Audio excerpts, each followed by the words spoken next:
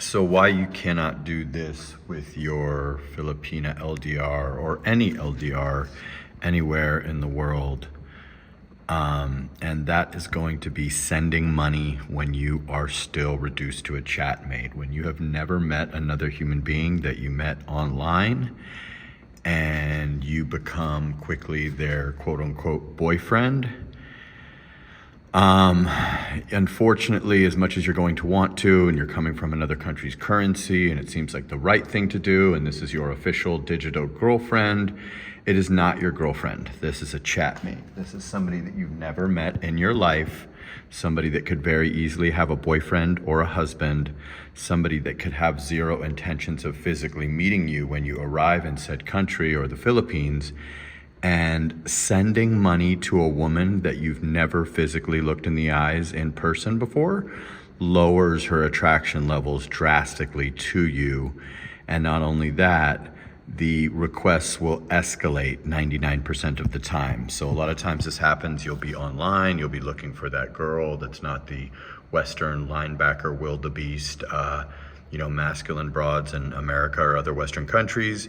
You'll come across a sweet, fit, feminine, friendly Filipina, Thai girl, whatever, and you will go, oh my God, this is the girl. She's so sweet. I love, her whole demeanor, her mannerisms, the video calls, the good morning handsomes, and this, I feel like I'm 25 years old again. This is absolutely amazing.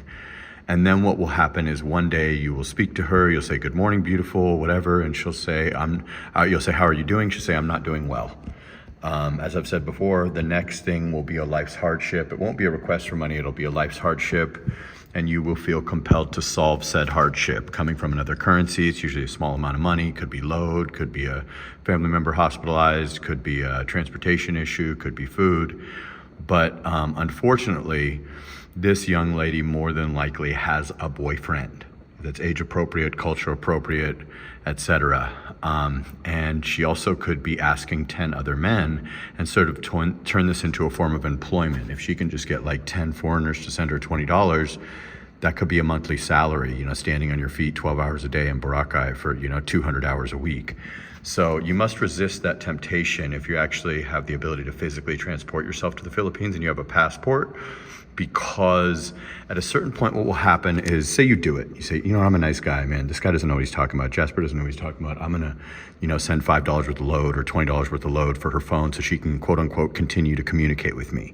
Well, Messenger is free, and she definitely has money for load 99.9% of the time, but you go ahead and do that. Then it's going to be, usually, of course, and there isn't not good Filipinos out there. I'm dating a Filipina. I'm just going to say this is the truth, especially if it's like an extreme age gap or, whatever. Then she's going to say, oh my God, my phone is broken, or I need transportation, or, possible legitimate issues that she's having. May not be illegitimate, may not be a scam, but it's going to go up to the next notch of, now it's $80 or 5,000 pesos. And then you're going to go, you know what? It's cool. I'm already in $20. Let me go on another $80. I'm already, getting my passport and I'm ready to book my flight or whatever the case may be. And then you're going to do that one. And then it's going to get to a point where there's another one. Like this could be like a death in the family or a hospitalized family member. And this could really be happening or not happening. You don't know unless you're paying, the hospital direct or whatever. And again, this is a stranger that likely has an age appropriate and, local boyfriend. But, may not as well. But then it'll be, you need $200 for that, or maybe even $500 or 30,000 pesos or whatever. And then when you say no, and this goes with anyone in any country when you're loaning people or giving people money, when you say no, as the guy that's been the guy that loans people money, a lot of times, even people of the same sex in your own country, happened to me in Las Vegas with a buddy of mine, 20-year friend, you're a piece of shit because they know you got the money. And then a woman will back off of you and block you and a lot of times and resent you, even though you just gave her a fortune or gave her 100 or 200 or 300 or 500 a month's salary or 2 months salary. But when you end up saying, hey, you know what, I can't do it this time, especially if they know that you have money or you've represented yourself as wealthy, or you're an accountant or a lawyer or a doctor, or, even, if you're a military guy or a police officer, that's a high ranking, occupation to like a Filipina, they will resent you and likely block you, definitely never meet you. And if you don't start that snowball effect and just when they request load the first time, just say absolutely not, and you don't even ever find out the payment method to send them money, you're in the clear. If the girl genuinely thinks that you're handsome, she'll probably meet you when you touch Philippine soil. If she didn't, you invested nothing, and there's 100 other women right there. But if you did, and you get into that sort of sugar daddy, really thinking that you're someone's boyfriend that you've never touched, that is likely, again, has a partner and is just looking for a better life, or, looking for a donation from you, you're really, really stopping the snowball effect by just saying no. You're showing backbone, you're showing frame, you're exhibiting that you're probably pre-selected in your own country and you have options. You're not showing signs of desperation, you're not lowering her attraction levels, and if she backs off and talks to you half as much, that's your choice to maybe give her a Starbucks date when you get here. If she ghosts you, good riddance. If she comes on just as strong, maybe she was just shit testing you to see what your value was in your country and how desperate you are or aren't. So it really makes a lot of sense to never start that snowball effect and never send penny one, and to get yourself to the Philippines and see what it is and what it isn't with all the, hey babes. Any girl could have 15 minutes a day, an hour a day to video call you and still have a boyfriend. A lot of times the boyfriend could be in on it and know that you're gonna be providing money. So this is just the truth. I'm with a Filipina. I love Filipinas. I'm not saying Filipinas are scammers. What I'm saying is this could happen in any country with any woman. Maintain your frame. Don't send money to strangers, chatmates, girls that are, have became your official girlfriend via video calls, knowing you don't even have a passport. You'll probably never get here.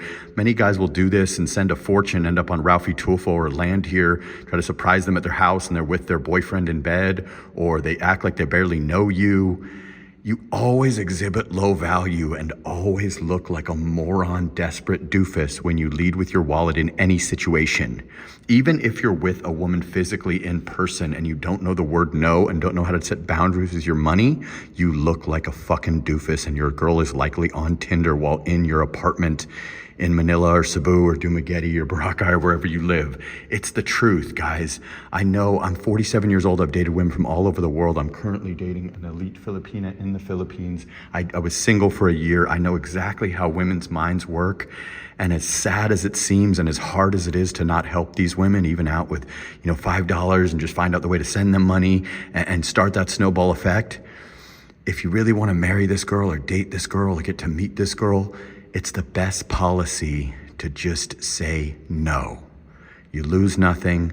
You will find a girl that genuinely likes the way that your face looks and your body looks, that will give you a chance as a regular human being. And when you're here with a woman, by all means, rent a beautiful condo, take them out to eat, to get them Starbucks, take them to Boracay, do some nice things. But when you're not here and you start doing that, a lot of times you'll say, oh my God, I got my passport after sending a ton of cash. And then they go, oh, this month is not good. Oh no, please, no, my dad's sick. I can't meet this month. They'll try to push it back and then push for a little more money. They'll try to, it's just the way it is, guys. I've seen this happen to many guys I've done consultations with. I've seen this happen in real life. A lot of times when you've represented yourself as just your value is your wallet, and they don't even have to physically suffer through sleeping with you. If you're like an older guy or a heavy guy or something, you're in a situation where you're gonna just be used and you won't get a chance to actually make that genuine love connection and meet that woman and take care of her in person. By all means, when you get here, break the bank, enjoy yourself, go to Boracay, get the beautiful penthouse, treat her to eat out every day, do your thing. But that's somebody that you physically met in person. That's like an actual, that can be qualified as a relationship eventually. A chatmate is not that. Don't end up on Ralphie Tulfo. Be smart, guys. Okay? So I just wanted to bring you that little bit of information. I know this is hard to not do. A lot of my people in my live stream community, and I go live every day at 9 a.m. And that I've done consultations with and stuff, have a really hard time with doing that first no. But I can tell you that you're actually doing yourself a disservice, and you're less likely to meet the woman if you don't do that first no and you let it snowball. You've actually represented yourself as a low value man, and there's probably a 90% chance of not meeting that woman. If you say no, you're probably at 50-50, especially if you got some looks, or she kind of does like you a little bit, or she's just shit testing you a bit. So anyways, I go live at 9 or 10 a.m. Manila time every single day. I do consultations, Jasperinthephilippines at gmail.com. Drop videos every single day, usually premiering at 9 a.m. And just wanted to share a little bit of knowledge that I have amassed in 47 years on planet Earth and 2 years in the Philippines, and dated women from Thailand, Philippines, Middle East, Venezuela, China, Japan, you name it, I did it. Rest a bit, sana all, sleep na.